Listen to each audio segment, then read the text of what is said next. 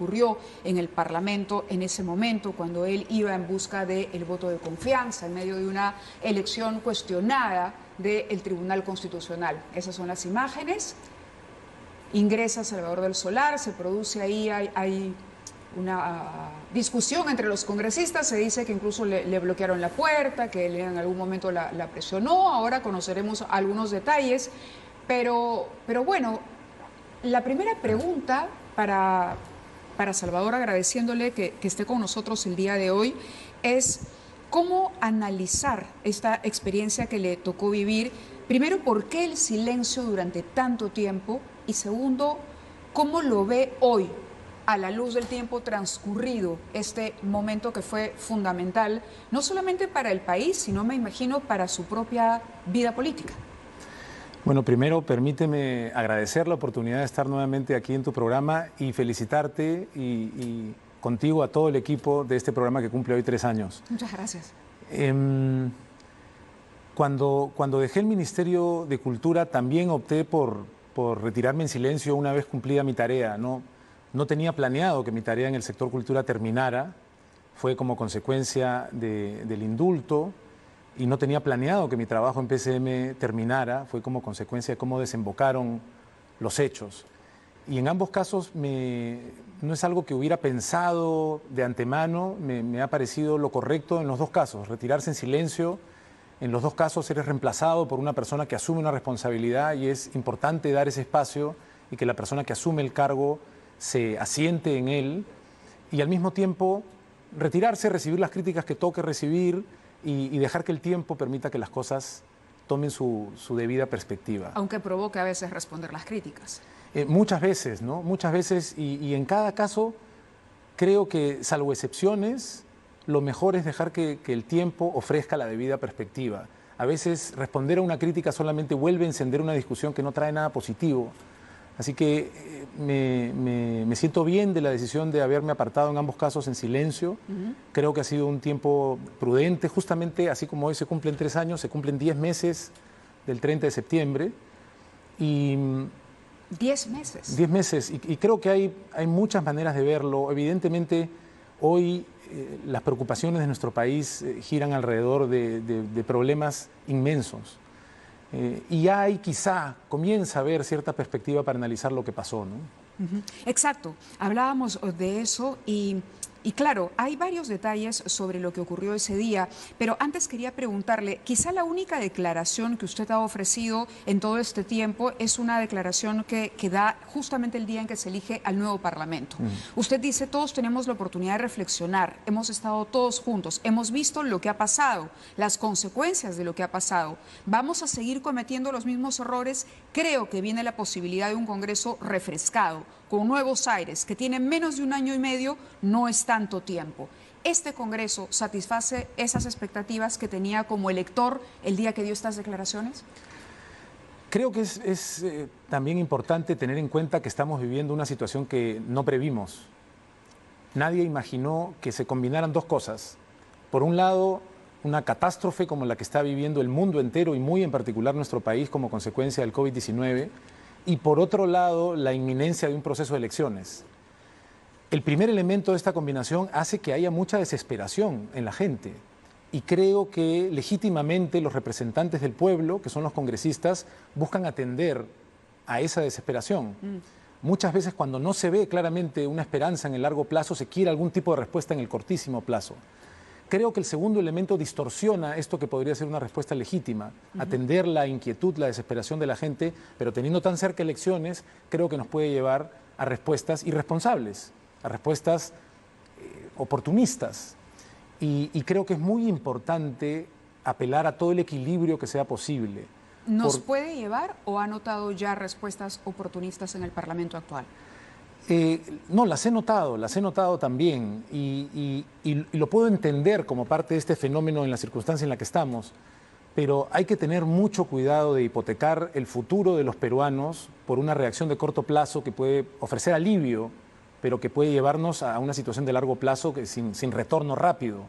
Y creo que esa reflexión ha faltado, ¿no? Creo que se refiere, o intuyo que se refiere, por ejemplo, a estos proyectos que hablan sobre el retiro ahora de los fondos de la ONP, o los proyectos que van a terminar inevitablemente, como ha dicho la ministra de Economía en el Tribunal Constitucional. Básicamente va por esa línea su análisis. Sin ninguna duda, ¿no? Y creo que el gobierno hizo bien en plantear, no solo nosotros, otros países como Chile, que ha sido la referencia en el tema de las pensiones, está también revisando este tema. Tenemos que revisarlo junto con otros temas importantes, trascendentales, pero hay que hacerlo bien y por supuesto hay que atender las urgencias, no se trata de postergar, pero ¿cuál es la perspectiva que ofrecemos? Una perspectiva de una solución de aplauso rápido y que está sembrando un problema grande para después. Creo que ese no es el camino, ¿no? De acuerdo. ¿En eso está en desacuerdo con Vicente Ceballos o con los congresistas, básicamente? Creo que hay que trascender los temas personales. Personales, correcto. Tenemos que pensar, y ahora más que nunca, en realidad siempre, pero ahora más que nunca, en términos de país. Hoy nuestro futuro está siendo desafiado.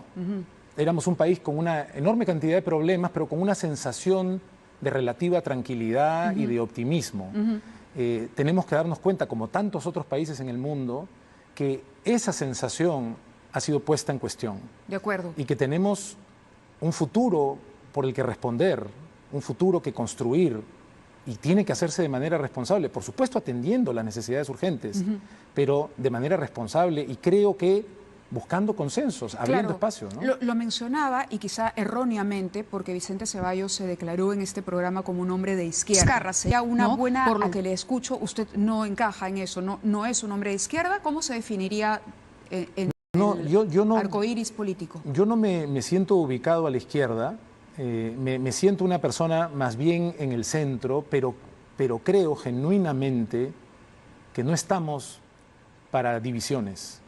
Por supuesto estamos para ver cómo compartimos opiniones desde cualquier rincón del espectro, pero son momentos en los que es indispensable sumar, ¿no? Multiplicar si se puede, pero nunca dividir. Nunca dividir, y a eso iba cuando usted dice, vamos a tener que perder la perspectiva de pensar en respuestas individuales para resolver problemas colectivos.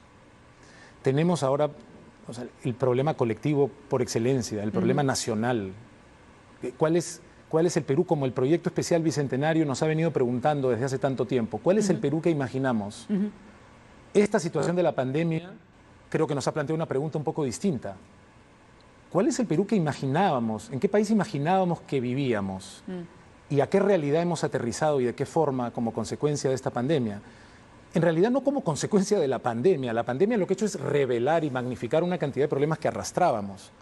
¿Imaginábamos que éramos un país con este nivel de precariedad en tantos sentidos? Probablemente no, probablemente intuíamos algo. Ya en una circunstancia así, en este porrazo contra la realidad, ¿qué país queremos imaginar? En medio de tanto dolor tenemos una oportunidad enorme. ¿Se atrevería a hacer un balance del manejo que el gobierno ha hecho de la pandemia? Creo que hay dos maneras de responder esa pregunta, ¿no? Una es, creo que se ha hecho un esfuerzo enorme ante una situación que no habíamos previsto y para la que como otros países no estábamos preparados. Y creo que los resultados no nos han acompañado sin ninguna duda, o nos han acompañado si nos comparamos con lo que hubiera podido ocurrir sin algunas de las medidas que se tomaron. Pero como sea, el examen que como país hemos pasado es un examen que no hemos aprobado, que estamos lejos de aprobar, y creo que tenemos que sacar conclusiones, ver qué lecciones sacamos de esto, ¿no? Claro, por eso me obliga a la repregunta. Es decir, ¿esto hubiese requerido una autocrítica mayor, por ejemplo, del presidente en 28 de julio? He escuchado esa crítica y siento que es muy importante en general al interior de las familias, en la docencia, al interior de las organizaciones y por supuesto en una organización política como es un país, que se dé lugar a la autocrítica. Es parte de la manera de liderar. Y no verla como una debilidad, como una demostración de debilidad. La autocrítica no debería ser considerada una debilidad. En absoluto. Y sin embargo, el propio presidente, en una entrevista que dio con posterioridad a su mensaje, remarcó algo que me parece cierto. A lo largo de sus presentaciones cotidianas en este momento de pandemia, más de una vez ha sido autocrítico.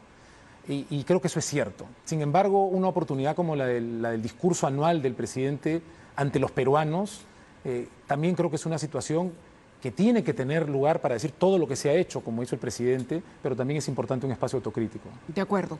¿Estuvo de acuerdo con la disolución? Es una pregunta que tengo que hacerla así a bocajarro, porque se especuló mucho sobre diferencias al interior del gabinete en el momento en que el presidente Vizcarra toma la decisión. Esto se sucede muy rápido. El presidente aparece en un programa dominical, recuerdo que fue Cuarto Poder, donde habla de esta posibilidad ya real de disolución, y luego en pocos días el mapa político o la situación política del país estaba completamente al revés o sorpresivamente muy distinta a la que teníamos antes. Cambió de un día para otro. Creo que las cosas, sobre todo las cosas de tanta trascendencia, tienen que ser vistas en perspectiva otra vez, ¿no? Como se dice, Newton no elabora la ley de la gravedad porque ve caer una manzana, así como Arquímedes tampoco grita eureka solamente por lo que le ocurre en la tina. Algo venía sucediendo y llegamos después de un largo proceso a un desenlace. El proceso en el que estábamos es un proceso de alta tensión y confrontación política desde el 2016, un proceso que cuando entra el presidente Vizcarra tiene momentos en el que se agudiza en medio de un esfuerzo por sacar adelante una reforma política que no se presenta inicialmente con un pedido de confianza, que luego de que hay un archivamiento exprés del tema de la inmunidad que ha regresado, nos obliga a hacer una cuestión de confianza sobre parte de la reforma política, se nos otorga la confianza. Esa confianza es ratificada fundamentalmente en una serie de elementos, menos, una vez más, al final de la legislatura, en el tema de la inmunidad. Como respuesta a eso, el gobierno no presenta una propuesta agresiva. El presidente se presenta hace poco más de un año, el 28 de julio, y dicen, ¿saben qué? Le estamos haciendo daño al país con esta confrontación, propongo un adelanto de elecciones. Para esa propuesta, ¿conversaron? Conversamos, por supuesto. Y era una propuesta audaz. ¿Y era una propuesta consensuada? Era una propuesta consensuada y con el respaldo del gabinete. Pero sabíamos que era una propuesta inusual. Pero la historia nos decía que nuestro país no había podido superar ninguna instancia en la cual el Congreso estuviera bajo el control de la oposición. Por lo tanto, era una propuesta imperfecta, pero sensata. Esta propuesta es acompañada por una negociación larga, buscando consensos. Y además, como claro mensaje de que el gobierno, encabezado por el presidente, no quería cerrar el Congreso, quería solucionar un impasse político Honestamente, grave. ¿está convencido de que el presidente Vizcarra no quería disolver el Congreso? Absolutamente, absolutamente. Había una convicción de que, por imperfecta que fuera, no sabíamos en ese momento que iba a haber una pandemia y hubiéramos estado jurando a una nueva persona en la presidencia hoy, el 28. No lo podíamos saber. Honestamente se pensaba que esa era una salida. Y se trabajó para eso. Y se trabajó con todas las tiendas políticas. Y estuvimos muy cerca de alcanzar un consenso. Esas son las famosas reuniones que se le atribuyeron en su momento con representantes de Fuerza Popular, donde se habló incluso de pactos bajo la mesa, negociaciones. En ningún momento hubo nada que se parezca a un pacto bajo la mesa. Hubo conversaciones abiertas con todas las bancadas y conversaciones en privado, porque estamos hablando de un tema delicado, sin ocultar nada, pero tratando de generar un mínimo de confianza en un contexto político donde no podías encontrar confianza, como si fuera oxígeno, y tratando de ver si había una plataforma mínima de consenso para darle una salida al país que creo que estuvimos muy cerca de alcanzar.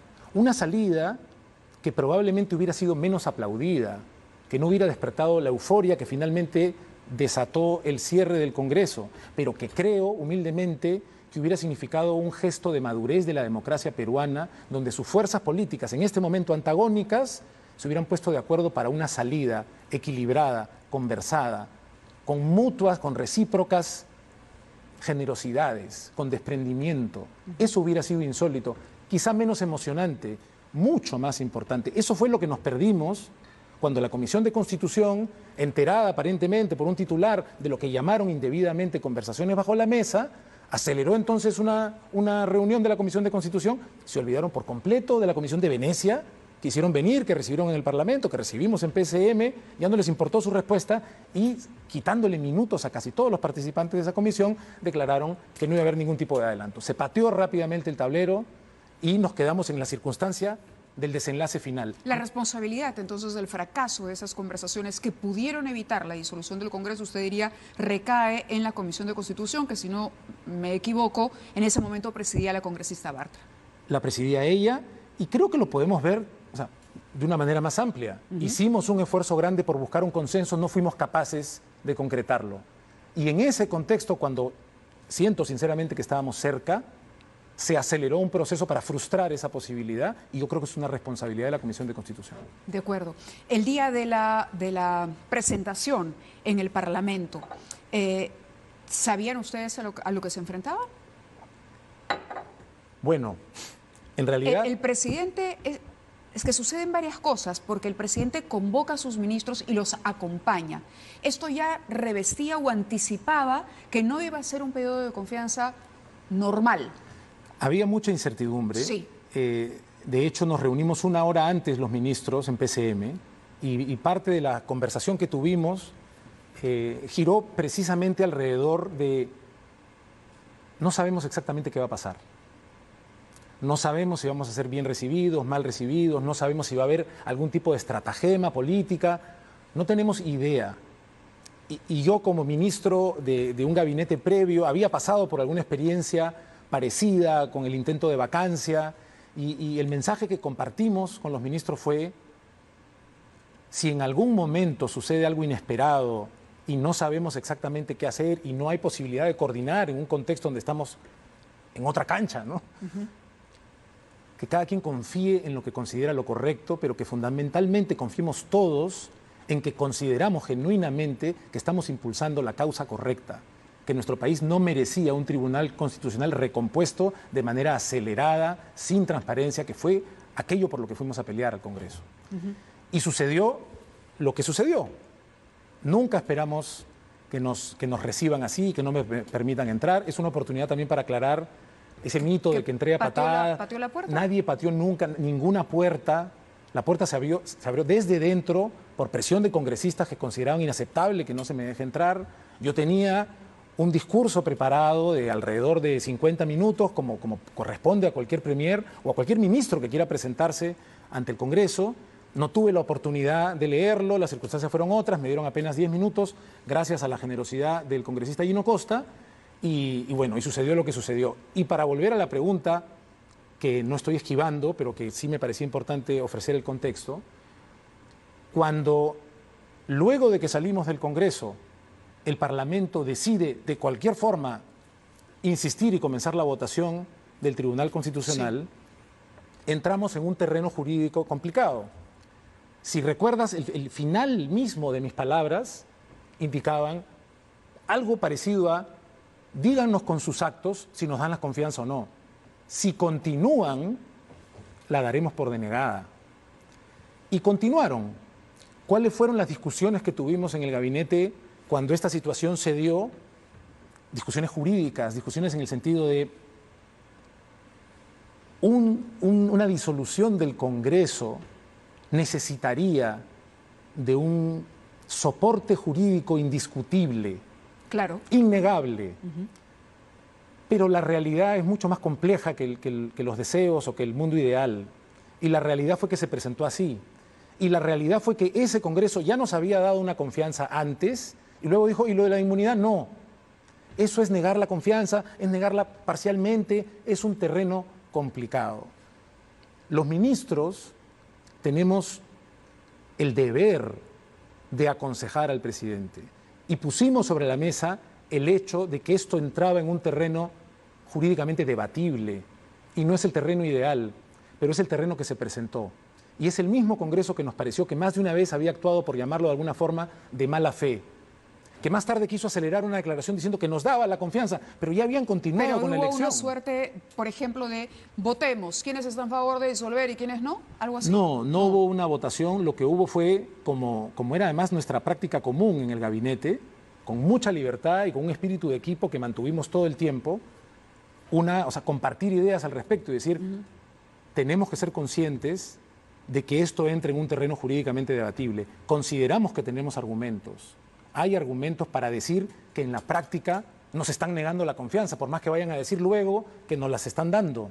Y eso nos parece que tendría que ser evaluado si esto llegara al Tribunal Constitucional, como de hecho llegó, y que se ganó por una votación apretada, porque estábamos en un terreno jurídicamente debatible. Encontrábamos argumentos para apoyar esta decisión, los encontrábamos, pero como gobierno estuvimos meses intentando no llegar a ese desenlace. Vamos a ir a una pausa y vamos a continuar con Salvador del Solar. Le dejo algunas de las preguntas. Una, por ejemplo, el papel desempeñado por la señora Mercedes Arauz como vicepresidenta y como lo que se supone ella hacía en ese momento, que era una suerte de articuladora política entre el gobierno, el Poder Ejecutivo y el Parlamento. Hacemos una pausa y volvemos. Jurídica y en la realidad política, más de una vez se está en una zona donde no es 100% claro. Y detrás había una situación política que resolver y se habló del hecho de que en realidad quizá hubiera sido muy difícil que no hubiera dudas al respecto. Había un margen para el debate, yo creo que ese margen permanece abierto para la discusión, pero jurídica y políticamente fue zanjado por el Tribunal Constitucional. Correcto. Paola Bustamante y usted, ¿le dijeron al presidente que era inconstitucional el cierre? ¿Es verdad esto? No, que yo recuerde nada parecido. No. Lo que se puso sobre la mesa es lo que acabo de decir. De acuerdo. Esto terminó siendo declarado constitucional, podría haber terminado con una votación diferente. Y en ese caso se hubiera tenido que considerar inconstitucional. Pero no le dijeron que la semana, bueno, igual usted lo decide, es su decisión, muy importante por varios motivos. Lo que ocurre en primer lugar, el presidente tomó una decisión política sabiendo que el soporte jurídico implicaba un nivel de riesgo. Y es un riesgo que hay que reconocerle, que asumió. Que asumió considerando que estaba haciendo lo correcto y que me parece que con el paso de la discusión y el paso de las horas y de los días fue quedando cada vez más claro que este gobierno que ese Parlamento en realidad no había otorgado la confianza, por más que lo hubiera apresurado al final, por más que lo hubiera dicho. En los hechos, más allá de que se haya criticado el presidente por hablar de una denegatoria fáctica, independientemente de la etiqueta, en los hechos, y había ocurrido antes, pero en este momento, una vez más, no se nos estaba dando la confianza al haber proseguido con la elección de miembros del TC. Le había preguntado por el papel de Mercedes Arauz. ¿Se tomó bien o se tomó mal este gesto de la vicepresidenta, que para muchos fue una deslealtad en su momento? Yo creo que como en parte de nuestra conversación inicial al principio, la perspectiva ayuda a ver las cosas en su debida dimensión. Había una serie de diferencias con la vicepresidenta y se habían manifestado más de una vez. Y ella tiene derecho, como cualquier política, a tener ideas que en este caso fueran diferentes a las del gobierno en ese momento o a las del presidente. Y lo que ocurrió fue lo que ocurrió también de manera rápida. Yo rechazo la inclinación a juzgar y mucho menos a achicharrar públicamente a las personas, sobre todo como ocurre ahora en las redes sociales. Con la distancia es más fácil decir, pero que claramente se equivocó, cómo se le ocurrió jurar la presidencia. En el momento seguramente estuvo rodeada de mucha presión. Y no quiero necesariamente justificarla, yo puedo seguir discrepando, pero yo tengo un respeto personal por ella y creo que el respeto personal en general es algo que tenemos que recuperar en la discusión política. Creo que hay mucho terreno que recuperar en ese sentido. La altura de la discusión. Dicho esto, el presidente Vizcarra ha conversado con usted en este lapso de tiempo. ¿Se han reunido después de qué? Hemos conversado poco. Pero le he mandado mensajes de apoyo en los momentos más difíciles. En más de una ocasión me han llegado sugerencias, ideas, proyectos, tratando de enfrentar esta urgencia que hoy todavía enfrentamos. Y en algunos casos, cuando me parecían especialmente relevantes, le mandaba un mensaje al presidente: presidente, quizás quieras tener esto en cuenta. Y en algunos de esos casos el presidente me decía: pásame el contacto, vamos a ver. Pero no hemos tenido una comunicación frecuente. El presidente le ha pedido ser el rostro de una continuación política de Vizcarra, es decir, ¿es usted el delfín de Martín Vizcarra? En ningún momento. En ningún momento le ha dicho, pensemos en el futuro político, me gustaría, yo ya no puedo ser presidente, pero tú podrías asumir la posta siendo candidato. Hemos conversado antes de que termine mi primerato sobre cómo veía yo mi futuro político, y yo le he respondido al presidente en su momento con total honestidad. ¿Y nos puede contar qué le respondió? Les puedo contar, ¿sí?, qué le respondí. De hecho, a una pregunta parecida, casi idéntica, aquí mismo, en tu programa, contigo, también he respondido, ¿no? A la pregunta de si quiero ser candidato, si voy a ser candidato. La pregunta directa es esa, ¿va a ser candidato a la presidencia? Mira, Mávila, cuando me hiciste la pregunta en otro contexto, mi respuesta fue que creo que nos hemos acostumbrado como país a depositar nuestras esperanzas en individualidades y que creo que los problemas que enfrentamos son problemas que no se resuelven con individualidades. Creo que esas circunstancias han cambiado porque estamos atravesando esta terrible crisis que el COVID ha puesto de manifiesto en general. Y creo que esas circunstancias nuevas, para mí, lo que hacen es ratificar que en una serie de sentidos esenciales como país hemos estado haciendo cosas que tenemos que buscar formas de hacerlas de otra manera, incluyendo la política. Y para mí se ratifica que los desafíos de hoy son desafíos que no se enfrentan con esperanzas en individualidades, con esperanzas en personas. Sino en colectivos. Y quizá más allá de eso, Correcto. creo que tenemos el deber como sociedad de fortalecer nuestros partidos, de apostar por partidos. Pero creo, incluso más allá, aquí en tu programa, el politólogo Alberto Vergara sugirió, y luego lo repitió en una columna en el espacio de Mirko Lauer en La República, que debía buscarse un espacio amplio de colaboración. Yo pienso que quizá no terminamos de entender la magnitud de la crisis que estamos enfrentando. Es comparable con el fin de la guerra con Chile.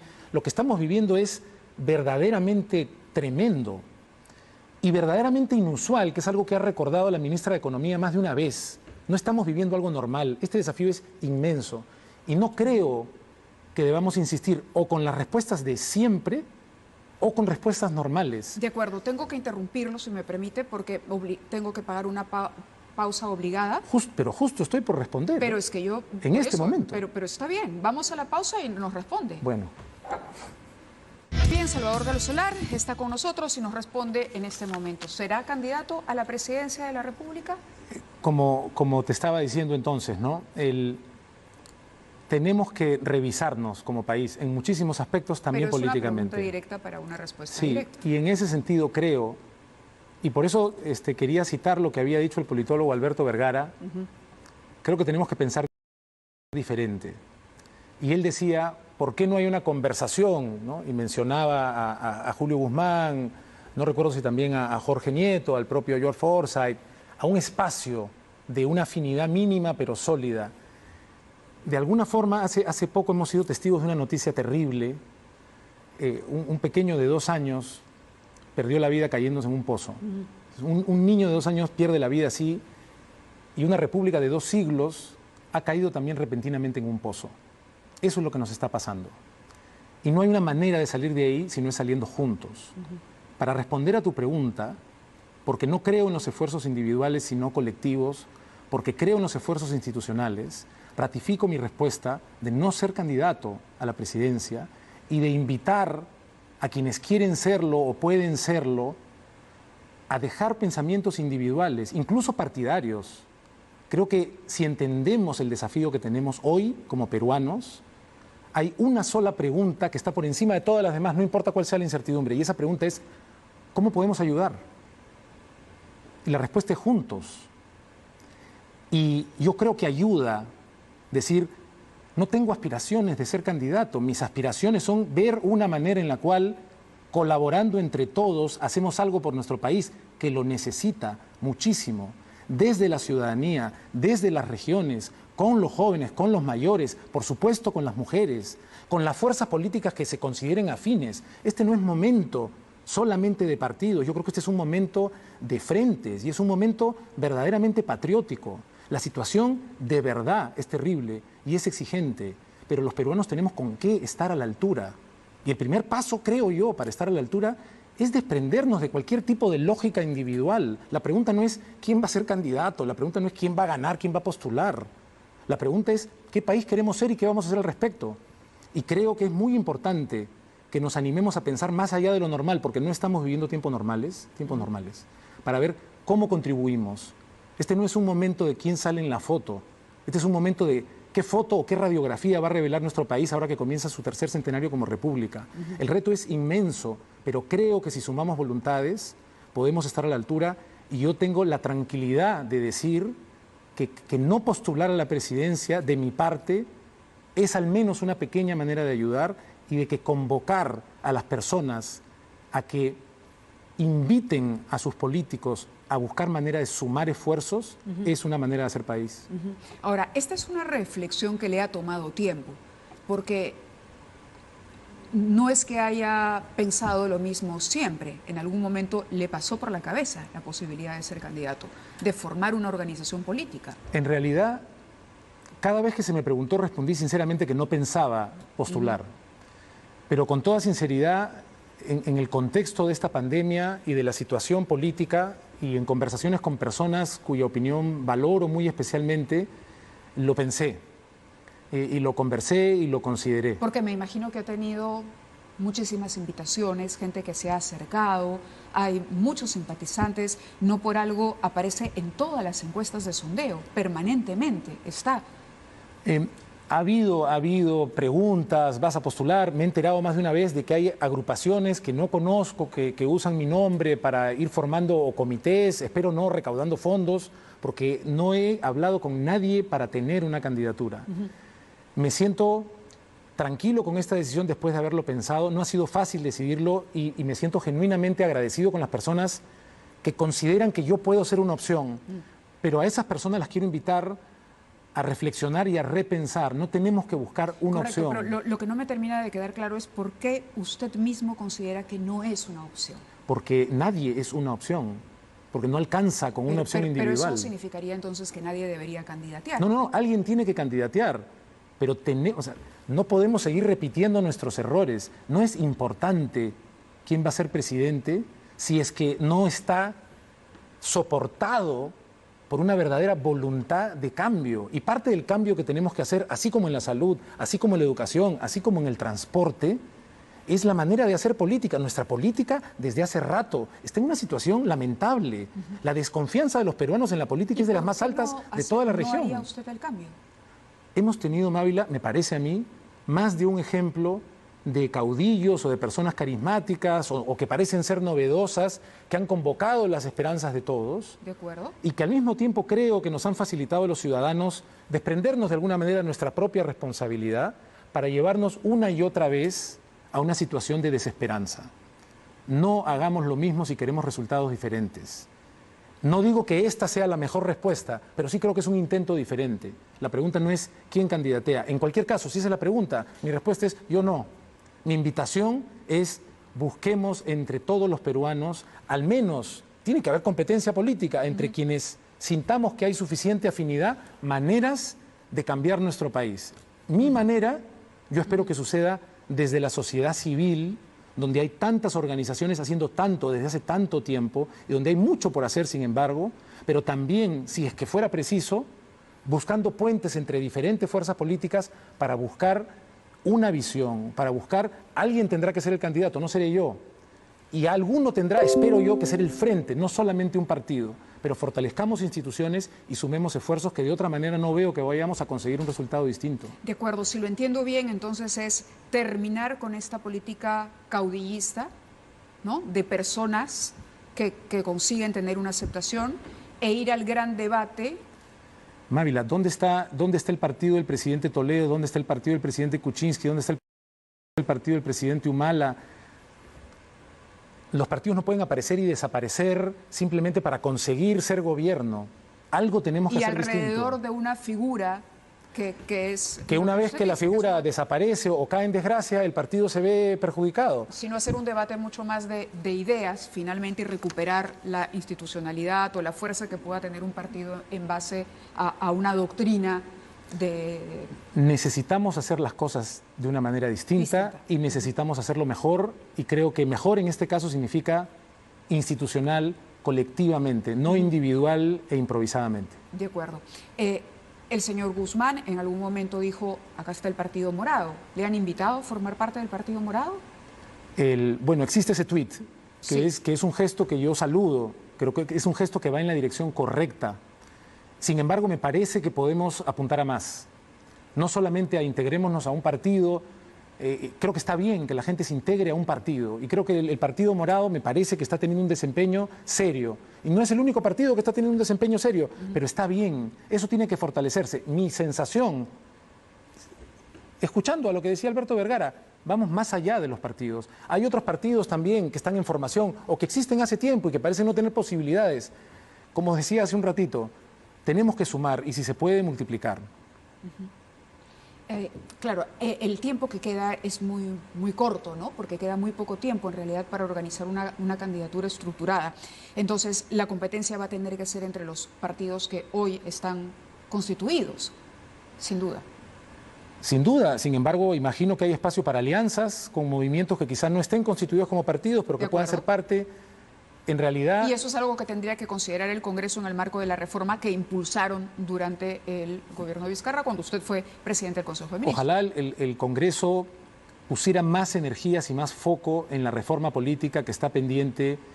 Yo me animo a decir, aunque quizá esto no sea exacto, que la crisis de prevención que vimos con el niño costero del 17 y con los niños previos, que la crisis de corrupción que estamos viendo, que la crisis sanitaria que hoy vivimos, todas tienen una causa que en el fondo es una crisis política. La reforma política no es accesoria, es esencial.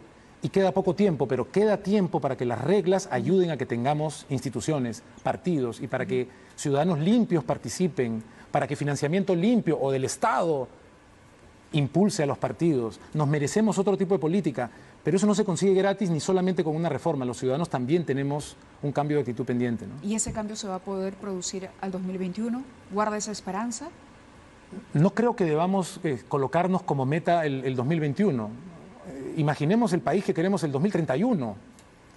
Las cosas no se construyen de un día para otro. Pero para llegar bien al 2031 hay que hacer las cosas bien desde ahora. Desde ahora, por supuesto. Hay que comenzar desde ya, hay que...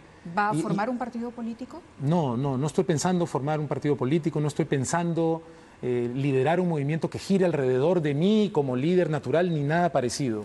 Creo percibir consenso suficiente en los peruanos para construir algo más grande que individualidades. Y creo que hace rato que es tiempo de que hubiéramos hecho ese cambio y hoy tenemos una vez más la oportunidad, pero además de la oportunidad, la urgencia, ¿no? De acuerdo. Si lo llamase un gobierno con el que usted sintonizara para ejercer nuevamente un cargo público, ¿lo aceptaría? Yo había escuchado, antes de entrar al sector público, varias personas, amigas, que entrar al sector público te transforma. Y puedo ahora ratificar que al menos en mi caso ha sido completamente cierto. ¿Y cómo lo ha transformado? Conoces con mucho mayor profundidad y mucho más de cerca, desde muchos más rincones del país, nuestros enormes desafíos y también nuestras inmensas posibilidades y la enorme generosidad de nuestra gente, incluso en desesperación, la también enorme desconfianza que abunda en nuestro país y sin embargo las fuentes todavía intactas de confianza esperando ser alimentadas. La posibilidad está ahí y yo tengo un compromiso con lo público como tanta gente que incluso no ha pasado por el sector público, pero que en mi caso tiene que ver con haber tenido el privilegio de ofrecer mi mejor esfuerzo en el servicio público. Y yo creo encontrar un camino desde la sociedad civil, donde he encontrado tanta gente inspiradora, tantos empresarios y empresarias también, que desde sus empresas tienen un impacto más allá del objetivo de buscar ganancias, que son ejemplos que deben ser multiplicados también. De acuerdo. ¿Algo que agregar para cerrar esta entrevista? Quizás solamente que no debemos dejarnos derrotar por las dificultades que tenemos hoy delante. Que si somos capaces de pensar distinto y somos capaces de imaginar lo que se consigue cuando se trabaja de manera conjunta y generosa, hay un país que van a ser 2 siglos, una república que está esperando ser construida de una manera mejor para pensar en el bienestar de las grandes mayorías, para dejar de ser un país distante para tantos, para ser un país donde cada quien tenga su sitio y tenga el orgullo de sentirse, como fue tan emocionante escucharle a una joven en el altiplano, después de construidas algunas casas térmicas, que por fin para ella significaba algo especial, que le daba orgullo ser peruana.